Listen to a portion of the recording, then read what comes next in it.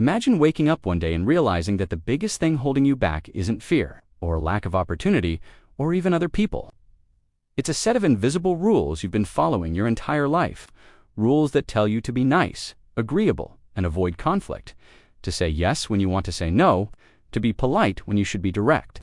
To shrink yourself so others feel comfortable, and to prioritize everyone else so you don't seem selfish.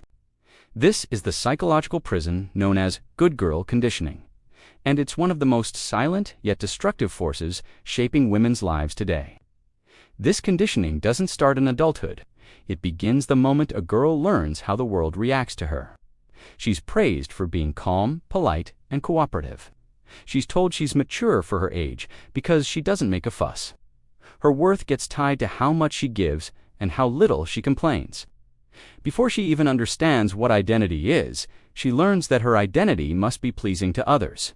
She grows into a teenager who bottles up her emotions so she won't seem dramatic. She apologizes for things that aren't her fault. She avoids asking for what she wants because she's afraid of being a burden. She lets disrespect slide because she doesn't want to be labeled too sensitive. She becomes the emotional caretaker for her friends, the reliable one, the one who always understands, and she absorbs a powerful message. Your value depends on how much you give away. By the time she's an adult, the good girl has mastered the art of being who others need her to be, but she's forgotten how to be herself. She moves through life on tiptoes, carefully navigating around everyone else's feelings. She's the woman who stays silent in meetings because she doesn't want to sound demanding. The one who works twice as hard without asking for recognition. The one who stays in relationships too long because she doesn't want to hurt someone's feelings. She becomes the woman who is exhausted, resentful, and overwhelmed, but still smiles. Because that's what she was taught to do. And then one day, she wonders why she feels so stuck. Why she feels invisible, unheard, like she's living half a life. She's doing everything right, so why does she feel so anxious? She doesn't realize that the good girl conditioning is the invisible cage holding her back. We're living in a world that is changing at lightning speed. Careers, relationships, identities, everything is transforming. The world today demands confidence, assertiveness, and self-expression. But the conditioning many women grew up with pushes them in the exact opposite direction. The world says, be bold, but their conditioning whispers, be quiet. The world says, take risks, but their conditioning says, play it safe. The world says, speak up, but their conditioning says, don't make anyone uncomfortable. This creates a constant internal conflict, a tug-of-war in the mind. A woman knows she needs to evolve, but her conditioning keeps pulling her back. Every time she tries to step forward, she feels guilt. Every time she asserts herself, she feels doubt. Every time she chooses herself, an inner voice whispers, you're being difficult. You're asking for too much. You're breaking the rules. But those rules were never meant to help her. They were meant to control her.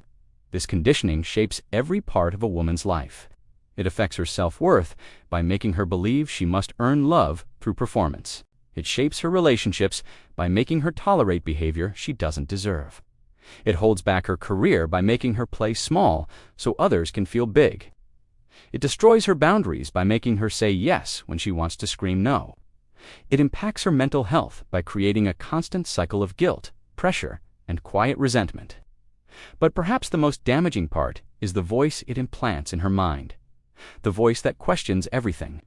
Don't upset them. Don't say that. Don't choose yourself. This voice becomes so familiar that she mistakes it for her own thoughts. But it isn't her voice. It's the echo of years of expectation. The good girl is expected to be agreeable, to give when she's empty, to support others even when no one supports her. This emotional labor becomes so automatic she doesn't even realize she's doing it. This goes beyond personal behavior. It shapes society. Women are praised for resilience, but only when they endure quietly. They're celebrated for strength, but only when it isn't threatening. Women who break the good girl mold are often labeled as difficult, aggressive, or intimidating. So, women learn to walk a tightrope, where one wrong step means stepping out of line. But the cost of staying a good girl is becoming too high. Women today are more educated, capable, and ambitious than ever before.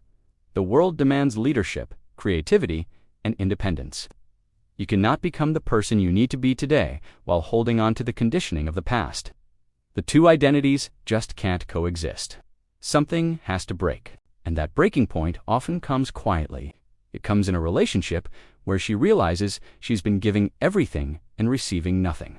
In a job where she's been working endlessly without recognition, it comes in the form of burnout, anxiety, or just a deep numbness.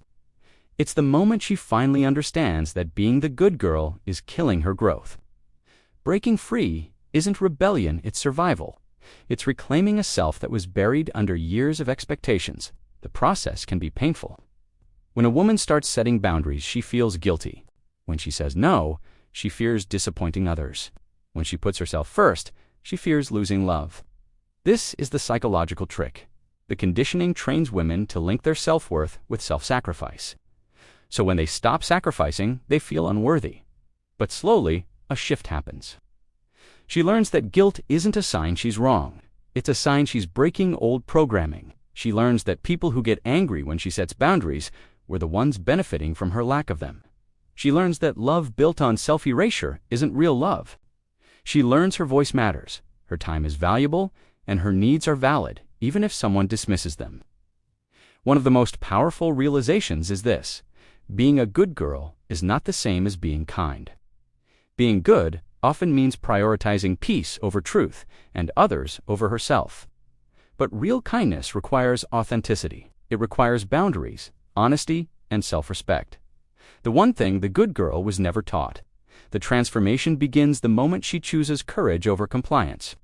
When she stops apologizing for things that aren't her fault, when she stops diminishing her own accomplishments to protect someone else's ego, when she stops staying quiet just to avoid conflict, when she stops believing she needs to earn love by being perfect, the women who will thrive are not the ones who follow the old rules, they are the ones who rewrite them. They are unlearning decades of conditioning and reclaiming their power. They know that being polite is not the same as being powerless. They know that saying no is a form of self-respect. They choose themselves even when the world tells them not to. They understand that being good was never the goal, being whole is. The world needs women who speak their truth, build boundaries, and choose growth over guilt. When a woman breaks free, something extraordinary happens. She becomes more confident, more grounded, more self-aware. She becomes more selective with her energy and more intentional with her relationships.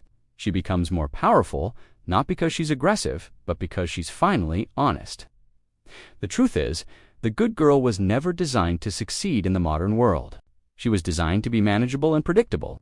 But the world today needs women who are bold, independent thinkers, leaders, and creators. Women who know who they are and do not apologize for existing. Breaking free from this conditioning doesn't make a woman bad. It makes her alive. It makes her complete. It makes her capable of building the life she truly wants, not the one she was trained to accept. And once she experiences that freedom, she realizes the most important thing. She never needed permission to be herself. She only needed courage. Thanks so much for watching. If this resonated with you, let me know in the comments.